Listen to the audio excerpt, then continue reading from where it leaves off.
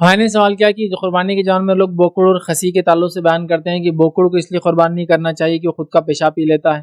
اور خسی اس لیے نہیں کرنا چاہیے کہ اس میں نقص ہوتا ہے، مطلب جسمانی ایک طرح سے۔ تو میں یہ بات آپ کو واضح کر دوں کہ اللہ کے رسول صلی اللہ علیہ وسلم نے کبھی بوکڑ کے تعلق سے یہ نہیں کہا کہ اپنا پیشاب پیتا ہے تو نہ کرو، کیونکہ جانور ہوتے ایسے ہی،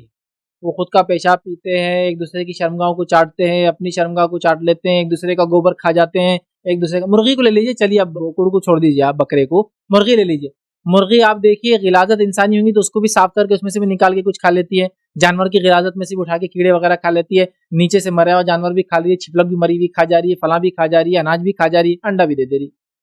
تو کیا اس کا انڈا مکروہ ہو گیا؟ غلط ہو گیا؟ جانور ایسے ہی ہوتے ہیں۔ تو کوئی بوکڑ اپنا یا بکرا اپنا پیشاب پیتا ہے تو اس کی قربانی منائے، ایسا کچھ بھی نہیں ہے۔ دوسرا سوال تھا کہ خسی کے علاوہ جانور، بھائی نے سوال کیا کہ کچھ لوگ کہتے ہیں منع ہے چونکہ اس کے ٹیسٹیکلز، مطلب اس کو کپورے جو عام زبان میں بولتے ہیں، یا ٹیسٹیز جس کو بولتے ہیں، ٹھیک ہے، وہ نکال لیے جاتے ہیں، جس میں سپرم بنتے ہیں۔ یاد رکھیے کہ میل جو بھی ہوتا ہے اس میں وہ چیز ہوتی ہے جس میں سپرم بنتا ہے، وہ مادہ جس سے اولاد وجود میں آتی ہے۔ تو بہرحال وہ نکال لیے جاتے ہیں، تو اس میں نقص ہے،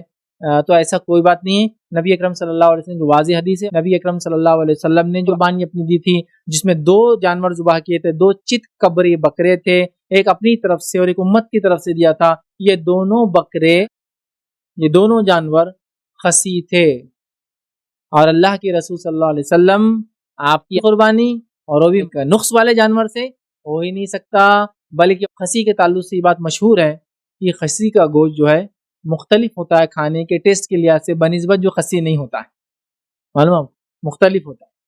کیونکہ وہ جو ہارمونز ہوتے ہیں، اسپرمز ہوتے ہیں، وہ اندر باڈی میں اس کی جنریٹ نہیں ہوتے اور وہ باڈی میں آتے، تو وہ فربا بھی ہوتا ہے جسم کے اعتبار سے، اور بہت مختلف ہوتا ہے، یاد رکھ، ٹھیک ہے۔ تو لہٰذا خسی کا مسئلہ نہیں ہے، تو پیشاب پیتا اگر بکرا تو وہ سب کوئی اس کے حلال حرام کا ایشو نہیں، چونکہ جانور ایسے ہوتے ہیں۔ سیکنڈ، اللہ کے رسول نے وہ آخری وقت میں جانور ذبح کی اپنے اور اپنی امت کی طرف سے، وہ خسی جانور ہی تھا، یاد رکھیے۔